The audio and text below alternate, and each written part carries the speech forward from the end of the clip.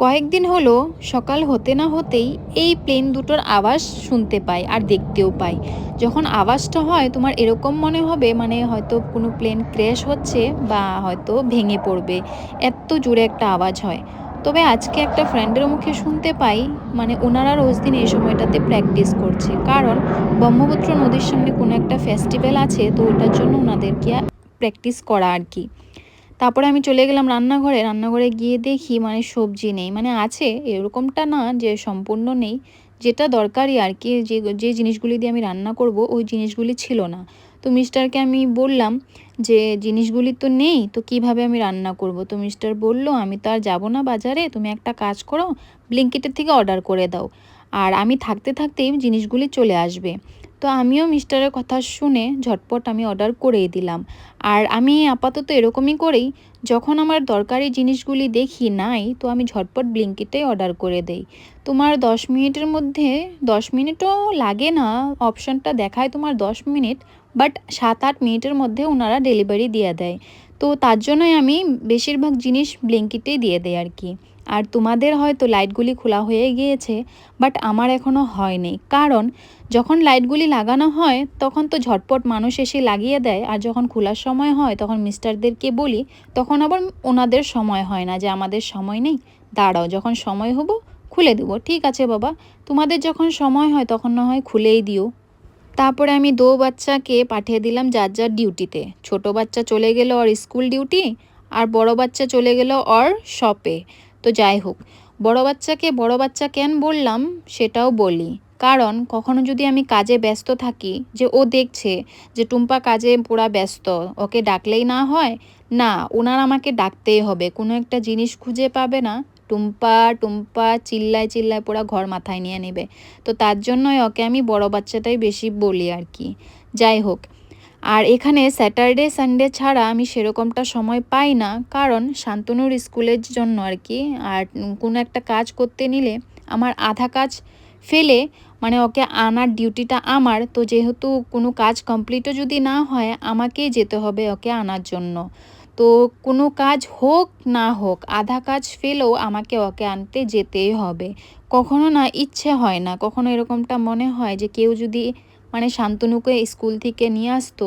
আপাতত কখনো যদি মিস্টারকে আমি বলি যে আমার শরীরটা ভালো না, তুমি না কাউকে দিয়ে পাঠিয়ে দিও, তো দোকানের স্টাফ দিয়ে ও পাঠিয়ে দেয়। বাট রোজ দিনও তো বলা যায় না, না যেহেতু আমাদের দোকান ফেঞ্চি বাজার বহুতটা দূরে হয়ে যায়। আর আমার ঘরের থেকে শান্তনুর স্কুল মিনিমাম টেকারে যদি যাওয়া হয় ৫ মিনিট।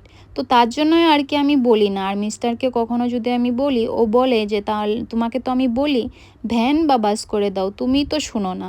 আর শোনার কারণও আছে, কারণ না শোনার কারণ আর কি, আমি ঘরে কখনো কাজ কমপ্লিট হয়ে গেলে মানে বসে থাকি একা একা, তখনটা আমি ভাবি যে বসে কি করব। স্কুলে গেলে একটু ফ্রেন্ডদের সাথে দেখা হয়ে যায়, মনটাও ভালো হয় আর মাইন্ডটাও ফ্রেশ হয়ে যায়। আর তার জন্যই শান্তনুকে আনার ডিউটিটা বেশিরভাগ আমিই করি। তারপরে আমি এখানে স্নান করে ফ্রেশ হয়ে রেডি হয়ে বেরিয়ে পড়লাম হসপিটাল যাব। হসপিটাল যাওয়ার কারণটা হলো আমি আবারও মানি হয়ে গিয়েছি। আজকে ওদেরকে ডিসচার্জ দিয়ে দিয়েছে। এটা ৩ দিনের দিন দিয়ে দিয়েছিল ওদেরকে। আর ফার্স্ট ডে আর কি আমিও গিয়েছিলাম। বাট সেদিন সেরকম শ্যুটটা করতে পারিনি, কারণ বেবিটাকে দেওয়ার জন্য বহুত মানে লেট করে ফেলেছিল, ওরা দিতেই ছিল না।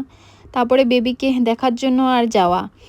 আর এখানে সেদিন যেহেতু ওদেরকে ডিসচার্জ দিয়ে দিয়েছিল, মা ওখানে দাঁড়িয়ে দাঁড়িয়ে জুবিন গার্গ কেন জাস্টিস পাচ্ছে না তো ওটার বিষয়ে বলছে। আমি বলছি, মা তুমি এখানে চলে আসো, কি বলে দেবে আবার কি হয়ে যাবে, আসো।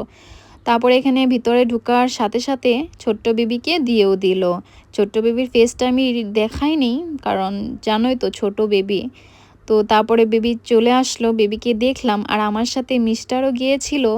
আগেই ও স্কুটি নিয়ে গিয়েছিল, আমার আগেই ও গিয়েছিল আর কি উর্মির সাথে। তারপরে যেহেতু আমিও চলে আসবো আর শান্তনু যেহেতু স্কুলে, তো আমি মানে আমাকে নামিয়ে দিয়ে ও চলে যাবে ওর শপে। আমিও ঘরে গিয়ে আবার স্নান করে শান্তনুকে স্কুল থেকে আনার জন্য চলে গেলাম। যেহেতু ডিউটিটা আমারই করতে হবে যত কষ্টই হোক না কেন। আর এখানে আমি শান্তনুকেও স্কুল থেকে নিয়ে আসলাম। আর শান্তনু বলছিল, মা মানিরা কি চলে গিয়েছে? তো আমি বলছি, হ্যাঁ বাবা মানিরা চলে গিয়েছে। বলছে আমরা যাব না বড়? আমি বলছি হ্যাঁ, মানিদের যখন ওষুধটা উঠে যাবে মানে 15 ডেজ যখন হয়ে যাবে তখন আমরা চলে যাব মানিদের বাড়ি মানে দেখার জন্য বেবিকে। আর ঘরে যেতে না যেতে ফ্রেশটাও হতে পারলাম না, শান্তনু সাইডের থেকে বলে, মা মিমি আসছে। মিমি বলতে বিড়াল, ওর নামটা আমরা মিমি রেখেছি। তো ও আসলে মানে ওর যখন খাওয়ার সময়টা হবে ও চলে আসবে, ঠিক সেই সময়টাতে চলে আসবে। তো আমরা না খাওয়ার আগে ওকে খাওয়াটা দিয়ে নিলাম, যেহেতু একটা জীব বলতে পারে না ওদের কখনো খিদা মানে পায় আর কি। তো আর ওকে যখনই আমরা দুধটা দিই গরম করে চিনি গুলে তারপরে দিই, এমনিতেও খাবে না। তো ওকে যখন খাওয়াটা দিতে গিয়েছিলাম তখন দেখি একটু অন্ধকারও হয়ে আসছে, বৃষ্টি নামবো। তো তার জন্য আমি কাপড়গুলি নিয়ে আসলাম। আর যখনই আমি কাপড় নিতে যাব, আমার ছেলের একটা খুবই ভালো অভ্যাস, মানে মা বিলা বলছি আর কি, যখনই আমি কাপড়গুলি নিতে যাব ও না আমার পিছন পিছন চলে আসবে যদিও ঘরে থাকে। কেন? কারণ ক্লিপগুলি রাখার জন্য হেল্প করে। জুতার বক্সের থেকে ক্লিপের বক্সটা নিয়ে আসবে আর ধরে সামনে দাঁড়ায় থাকবে, কারণ জানে মার অসুবিধা হবে। তো ও না ক্লিপের বক্সটা ওর হাতে রাখবে আর আমি ক্লিপগুলি খুলে খুলে মানে ওকে দেবো আর কি, ওকে দিতেও হয় না, ও আমার সাথে সাথে চলবে। তারপরে এখানে যখন আমি ঘরে যাচ্ছিলাম, মিমি এখানটাতে বসে আছে, আমাকে যেতে দিবে না। তো আমি বলছি, মিমি সর, আমাকে যেতে দে। আর ও বসেছিল একদম মিডিলে, মানে ওকে আমি পার করে কিভাবে যাই, তো সাইড হয়ে আসতে হয়েছিল। আর আমার ছেলে সবসময় ওর বাবার কাছে মানে একটা আবদার, বাবা আমাকে একটা ডগি দেবে? তো বলছে, হ্যাঁ বাবা এনে দেব তোমাকে আমি ডগি। তো আমারও না খুব একটা মানে ছোট্ট পাপি রাখার জন্য মানে খুব ইচ্ছা। তো মিস্টারও বলে যে হ্যাঁ আনবো, দাঁড়াও। আর এটা আনলে তো শুধু হবে না, এটা দেখভাল করার জন্য মানুষ লাগবে। তো আমি বলি, সারা দিনের দেখভালটা না হয় আমিই করব। আর যেহেতু বিকি ঘরে আছে, রাত্রে এসে নয় ডিউটিটা বিকি করে নেবে, বিকি আর আয়ুষ মিলে করে নেবে যা ডিউটিটা থাকে আর কি ডগির।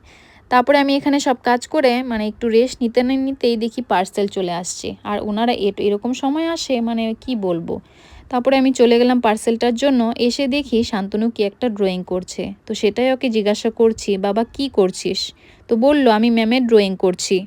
আর এটা হলো সেই ড্রয়িংটা। ও ম্যামকে মানে বলেছে আমি তোমার পুরা ফেসটা ড্রয়িং করে তারপরে দেখাবো। আর এগুলি আমার ছেলে ড্রয়িং করে। আর তোমরা হয়তো আমি যখন ভিডিও করি এই মানে সেটা দেখতে পাও, তো এটাও আমার মানে ছেলেই করেছে আর কি। ও খুব মানে সুন্দর ড্রয়িং করতে পারে। তো আমার না আরও আছে, কখনো সময় মিলিয়ে তোমাদের সাথে আমি শেয়ার করব। তো যাই হোক, আজকের মতন ব্লগটা এতটুকুই, আবার আসবো নতুন ভিডিও নিয়ে। আজকের মতন টাটা, বাই বাই।